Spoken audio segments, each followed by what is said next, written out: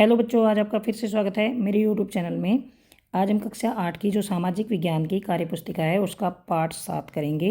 पाठ का नाम है यूरोपियन घुसपैठ और उसकी विस्तारवादी नीतियाँ। इसमें क्रियाकलाप 1 है। क्या आपने कभी रेशम मार्ग के बारे में सुना है? आओ जाने ये रेशम मार्ग क्या होता था और इस मार्ग में कौन कौन से देशों के व्यापारिक संबंध थे। रेशम मार्ग प्राचीन काल और मध्यकाल में ऐतिहासिक व्यापारिक सांस्कृतिक मार्गों का एक समूह था जिसके माध्यम से एशिया, यूरोप और अफ्रीका जुड़े हुए थे। एक हिस्सा चीन से होकर मध्य एशिया तथा यूरोप में तथा एक शाखा भारत की ओर जाती थी। ये ओर पर एक मात्रा आएगी। इतिहास के अध्यापक से जानकारी प्राप्त करेंगे कि भारत आने के लिए समुद्री मार्ग की खोज क्यों करनी पड़ी, इस खोज के लिए और कितने प्रयास हुए थे। यूरोपीय भारत के लिए एक वैकल्पिक समुद्री मार्ग की खोज करते थे क्योंकि कपास, रेशम और मसालों की मांग में वृद्धि के कारण यूरोपीय लोगों के लिए पूर्व की ओर एक सीधा समुद्री मार्ग आवश्यक हो गया था। प्रश्न 3 है, आओ आपस में विचार विमर्श करें कि यूरोप के व्यापारियों एवं भारत आने वाले लोगों को घुसपैठिया क्यों कहा गया। घुसपैठिया वो होता है जो हमारी अनुमति के बिना हमारे क्षेत्र में आ बैठता है और अपने लाभ के लिए हमें नुकसान पहुंचाने से भी नहीं चूकता। ये सभी देश हमारे भारत देश में ज़बरदस्ती आए और हमारा अधिक शोषण किया। यहाँ से धन खजाना लूट कर ले गए। धन और खजाना। प्रश्न 4 है, अपनी पुस्तक के अध्याय 7 पृष्ठ संख्या 82 में देखकर विचार कर मानचित्र के संदर्भ में यूरोपियन लोग शुरुआती दौरे में भारत में कहाँ कहाँ अपनी बस्तियाँ बसाते हैं और कौन कौन से देशों द्वारा ये बस्तियाँ बसाई गई। डच द्वारा सूरत, कोचीन, मछलीपट्टनम, बालासोर, बारनगर, कासिम बाजार। पुर्तगाली हुगली, दीव दमन, बम्बई, गोवा, कन्नौर, कालीकट और नागटम। प्रश्न 5 है, आपस में चर्चा कीजिए कि ये यूरोपियन घुसपैठी किस प्रकार भारत में अपना प्रभाव जमा लेते हैं। उनके कारणों का मंथन कीजिए। भारत के शासकों का कमज़ोर होना, दूसरों के बहकावे में आकर अपनों से गद्दारी करना, भारतीय जनता का अनपढ़ तथा अशिक्षित होना, यूरोपीय देशों का ताकतवर होना। इन कारणों से ये भारत में अपना प्रभाव जमा लेते थे। इन कारणों से इन्होंने भारत में अपना प्रभाव जमाया। प्रश्न 6 है, जानकारी प्राप्त कीजिए कि यूरोपियन शक्तियाँ आपस में क्यों लड़ी और आपसी संघर्ष में अंग्रेज क्यों विजयी हुए।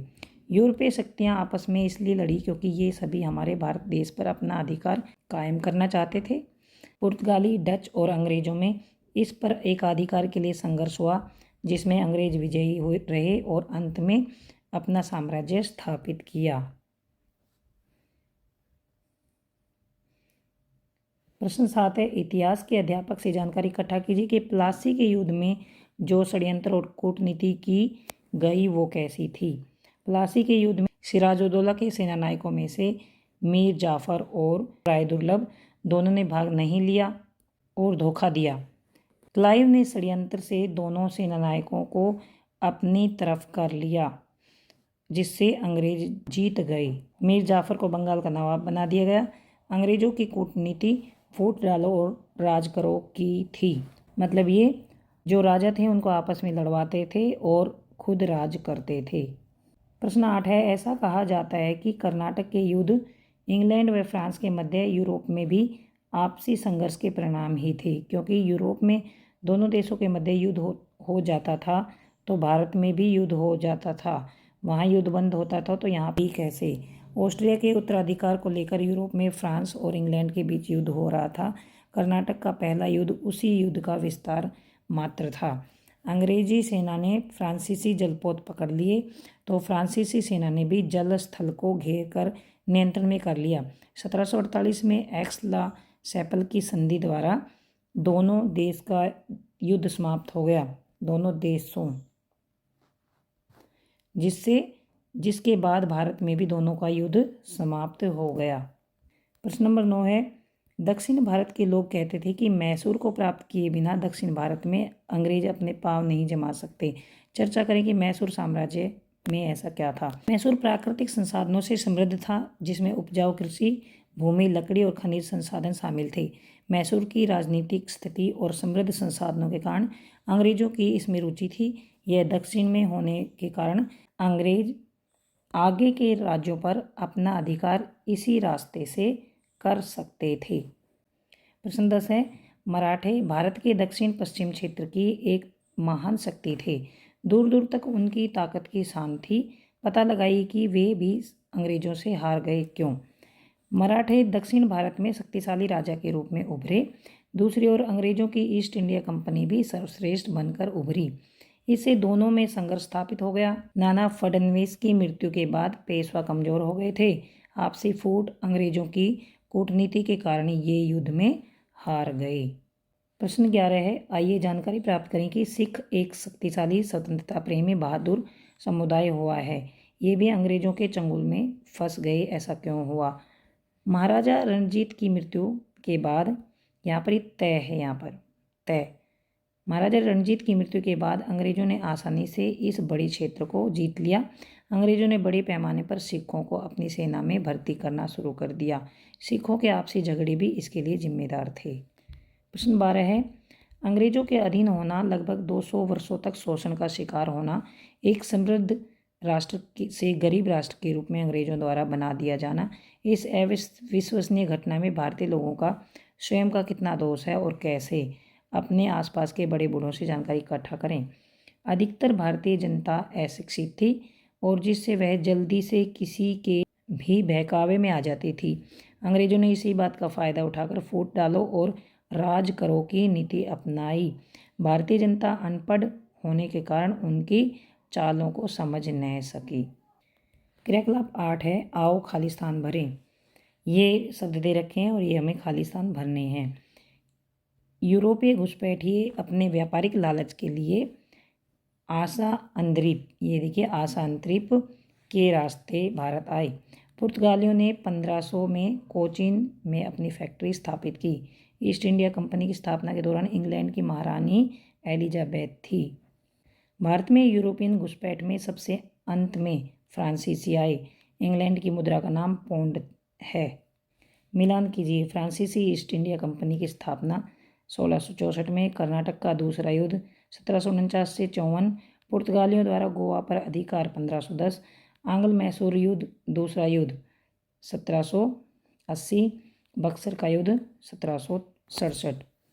निम्नलिखित वाक्यों को पूरा करें। आंग्ल मैसूर युद्ध संख्या में हुए 4 हुए। भारत में यूरोपियन घुसपैठ में सबसे पहले आए थे पुर्तगाली। डेनिश ईस्ट इंडिया कंपनी की स्थापना हुई 17 मई 1616 ईस्वी में। सहायक संधि लागू करने वाले गवर्नर जनरल थे लॉर्ड वेलेजली। कर्नाटक के तीसरे युद्ध में 1760 में फ्रांसीसी हार गए अंग्रेजों से। यहाँ पर स्थान लिख रखा है, तो ये है तमिलनाडु का वांडावासी, ये वांडावासी स्थान का नाम है। क्रियाकलाप 3 है, निम्नलिखित प्रश्नों के सही उत्तर चुनिए। कर्नाटक के युद्ध हुए, 3 युद्ध हुए। सहायक संधि चलाई गई लॉर्ड वेलेजली ने। 1498 में वास्को डी गामा भारत आया कालीकट में। डचों ने 1602 में गरम मसालों पर कब्जा करने के लिए हराया पुर्तगालियों को। भारत में सबसे अंत में जाने वाली यूरोपियन शक्ति थी फ्रांसीसी।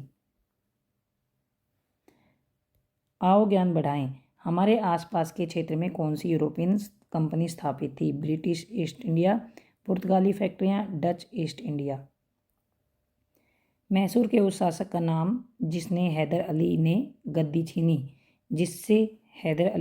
छीनी। राजा कृष्णराज। कर्नाटक के किस युद्ध को सप्तवर्षीय युद्ध के नाम से जाना जाता है। कर्नाटक का तीसरा युद्ध। गुजरात के उस व्यापारी का नाम बताओ जिन्होंने भारत के समुद्री मार्ग की खोज में वास्को डी गामा की सहायता की। कांजी मालम। कौन सी शताब्दी में भारत और मध्य एशिया के मार्ग में बाधा आनी शुरू हुई। 17वीं शताब्दी से 18वीं शताब्दी में। नाना फडणवीस की मृत्यु किस युद्ध के दौरान हुई। इसमें देखिए कोई युद्ध तो नहीं है, युद्ध के बारे में कुछ नहीं है। इनकी मृत्यु 13 मार्च सन 1800 में हुई थी। सन 1800 में पुणे में हुई थी।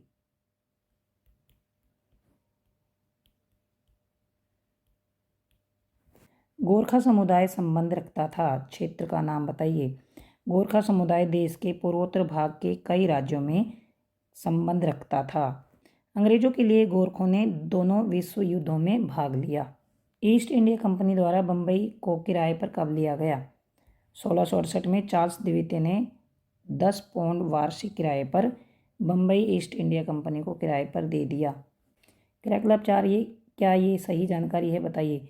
भारत में क्रम से पुर्तगाली, अंग्रेज, डच, डेनिश, फ्रांसीसी कंपनियां आई। यह सही है। सभी यूरोपियन कंपनियों ने शुरुआती दौर में तटीय क्षेत्र पर फैक्ट्री स्थापित की। सही। भारतीयों की आपसी फूट के कारण ही भारत पर विदेशी प्रभुत्व स्थापित हुआ। ठीक है। अंग्रेजों ने बक्सर के युद्ध के बाद कर इकट्ठा करने का अधिकार अपने हाथ में ले लिया। ठीक है। महाराणा रणजीत सिंह एक शक्तिशाली शासक थे, उनके होते भी अंग्रेज पंजाब की तरफ आंख उठाकर नहीं देख सके। अंग्रेजों ने षड्यंत्र, धोखा, रिश्वत के सहारे ही भारत पर कब्जा किया था। क्या हम जानते हैं? अपने 7वें अध्याय के अनुसार उस समय के प्रमुख शहर कोचीन, सूरत, कालीकट, मुंबई। अपने 7वें अध्याय के अनुसार प्रमुख राज्य गोवा, केरल, कर्नाटक। अपने 7वें अध्याय के अनुसार आने वाली कंपनियां, भारत में आने वाली कंपनियों के नाम ब्रिटिश ईस्ट इंडिया कंपनी और डच ईस्ट इंडिया कंपनी। 4 आंग्ल मैसूर युद्ध में अंग्रेजों के विरुद्ध लड़ने वाले शासक हैदर अली और उसका बेटा टीपू सुल्तान। क्रियाकलाप 5 है, भारत के मानचित्र में दर्शाएं। सूरत, गोवा, बम्बई, कालीकट, मछलीपट्टनम, हुगली, कासिम बाजार। तो ये भारत के मानचित्र में हमें दर्शाने हैं। यहाँ ये भारत का मानचित्र है।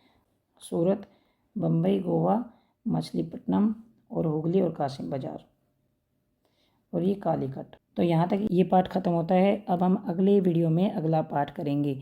अगर आपको समझ आ गया है प्लीज़ चैनल को सब्सक्राइब करें, अपने दोस्तों को शेयर करें, लाइक करें। Thanks for watching.